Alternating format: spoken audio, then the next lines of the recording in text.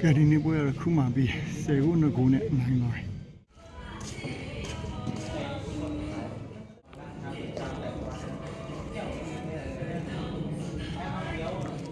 ကဲဒီနေ့လဲကြာလာရင်းနေတိုင်းကန်နေကြလီပွဲကိုပတ်ကန်မှာဖြစ်ပါတယ်ကျွန်တော်တို့သင်ကတော့အခုအဆင့်1ပေါ့လက်ရှိကြီးက9ပွဲကန်ပြီးထားပြီ9ပွဲမှာ1ပွဲတည်6ပွဲနိုင်ထားတယ်ဒါပေမဲ့တခြားအသင်းတွေက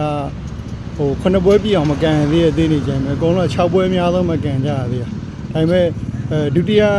နဲ့တတိယနေရာမှာရှိတဲ့အသင်းတွေကတော့သူတို့ပွဲအားလုံးကန်ပြီးရင်တော့အားလုံးနိုင်သွားရဆိုရင်တော့အမှတ်တူနိုင်တာတော့ရှိတယ်ဒါပေမဲ့ဂိုးကွာချက်ကတာနဲ့ဆိုတော့လက်ရှိထိလည်းအဆင့်1ပဲပေါ့တချို့messenger ကနေတို့ဒီလမ်းပြောတာရှိရဲ့အသင်းမှာလာကန်ကျင်တယ်တို့ဘောလုံးကန်ကျင်တယ်တို့ပေါ့အဲ့လိုကနံပါတ်1ချက်ကဒီအသင်းပန်ရှင်နဲ့ဆိုင်တာကစားမားတွေကတော့ထောက်ခံပြီးဘယ်သူရှိရလို့ပြောပြလို့ရတော့မှန်အသင်းပန်ရှင်ခေါ်မခေါ်မှမူတည်တယ်အသင်းမှာလူလိုးနေလားပေါ့ဒီချိန်လူခေါ်တဲ့အချိန်လိုက်ပေါ်မှာလည်းဆိုင်သေးတယ်ဒါကလည်းအသင်းမှာလူတွေပြောနေသူရှိနေတယ်အများတန်းကစားပေးနေတဲ့ကစားမားတွေပုံမှန်လာပြစ်နေပေါ့လူမလို့ဆိုရင်အသင်းကခေါ်မှာမဟုတ်ဘူးဒါပေမဲ့တခုရှိတာတပွဲတလေအဲ့လိုလိုလို့ခေါ်တာမျိုးတွေအဲ့လိုမျိုးတွေတော့ရှိမှာအသင်းမှာကစားမားပုံတွေနဲသွားလို့ပုံတွေကစားမားတွေစုရတဲ့ခါကျရင်တော့ပြီးတဲ့ပြန်ခေါ်ရှိကျွန်တော်တို့စိုက်ရောက်လာတော့အဲ့လိုမျိုးအသင်းမှာအသင်းပြန်ဖွဲ့ပြီးရဲ့ချိန်ပေါ့အဲ့လိုမျိုးကြောင့်ကစားမားတွေလွယ်ချိန်မှာရောက်လာရင်လည်းဒီကိုရောက်လာကြတာကွန်းရောက်တော့မှဒီနေ့ကကန်ရမှာဒုတိယပွဲစဉ်8နာရီခွဲလောက်မှာကန်ရမှာဒီကွန်းကအားလုံးရင်းနေလောက်ပါအများနဲ့ဒီကွန်းလောက်ပဲညာပွဲဒီပွဲမှာကန်ကြထုံးတဲ့နိုင်ကလေးထွင်းနေစင်နောက်ရှိမှတပွဲရှိသေးတယ်ကိုဒုတိယမြောက်ပွဲသူတို့တွေပဲသဘောကျတယ်ငယ်လေးနဲ့ဘောလုံးထိထိကန်နေဒီဘက်ကဒီမှာညာဘက်ဘောလုံးမကန်နေပြောဝင်နေတာသူတို့ကဒီမှာထုတ်ဖို့ရင်းနဲ့ထိုင်းဆောင်သမီးစောင့်ပြီးကြည့်နေကြကဲဒီနေ့လီဝဲကန်နဲ့ကွန်းရောက်နေပါပြီကလေးတွေတော့ထိုင်နေစဆင်းနေသူတို့ပြီးမှပြန်ပွဲရစားဒီနေ့တော့လက်ရှိဂျာစီနဲ့ကန်မှာဖြစ်ပါတယ်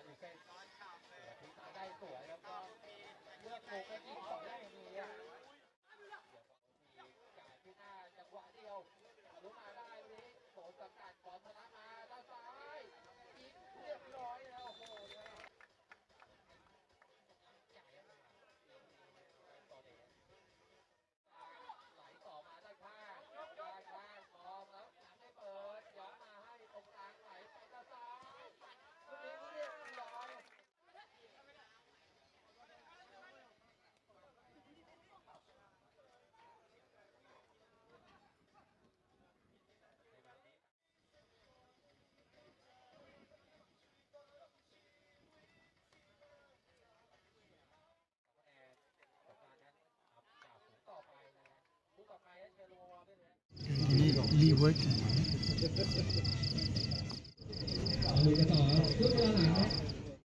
ကဲဒီနေ့ပွဲရခုမှပြီး10ခု2ခုနဲ့နိုင်ပါတယ်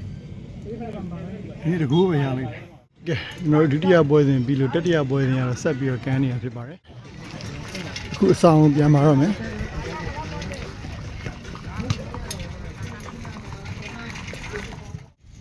ဒီနေ့ဒုတိယပွဲကန်တာ10နာရီလောက်မှပြီးခုပြန်လာနဲ့ဆို10နာရီခွဲသွားတယ်။ဒါဆိုဒုတိယပွဲပဲရှိသေးတယ်။တတိယပွဲနောက်ဆုံးပွဲကန်နေဒီဆိုတာနောက်ကြအောင်။အသင်းမှာလာကန်ဖို့ကအသင်းပိုင်ရှင်နဲ့တေချာညှိကိုလိုတယ်။ကိုနေနေရအသင်းနဲ့နီးရဆိုရင်တော့ကိုတော့သွားစိတ်လာစိတ်ကပြဿနာမရှိဘူး။အသင်းပွဲရှိရင်လာကန်လိုက်ရုံပဲ။လိုပြောရမလို့နေရာဝေးတယ်ဆိုရင်ကျတော့လမ်းစိတ်တောင်ရောရရှိမယ်။ဒါဆိုရင်ကိုကအသင်းမှာအတုံးတဲ့တာမျိုးပဲဖြစ်အသင်းနဲ့အဝင်ခွင့်ကြားဖြစ်မှကိုယ်အမြဲတမ်းခေါ်ပါလေခုကခေါ်မှကန်နေဆိုရင်တော့လမ်းစိတ်တွေစီစဉ်ပေးတာပဲဒါပေမဲ့ခဏပြောလို့တပွဲနှစ်ပွဲကြည့်လို့မှအဆင်မပြေဘူးတစ်ခုရှိရဆိုရင်ကျတော့နောက်ပွဲတွေလမ်းစိတ်တွေခေါ်ဖို့အဆင်မပြေတော့ဘူးကန်ရင်းနဲ့အသားကျသွားတယ်အသင်းသားဖြစ်သွားတယ်ဆိုရင်တော့လုံးဝအဆင်ပြေသွားလုံးဝကြီးကမရှိမဖြစ်ကစားသမားမဖြစ်ဘူးဆိုရင်တော့အသင်းမှာအဝင်ခွင့်ကြားဖြစ်တယ်နေရာလဲနီးတယ်ဆိုရင်ကျတော့တော်တော်လေးအဆင်ပြေတယ်ဒါဆိုရင်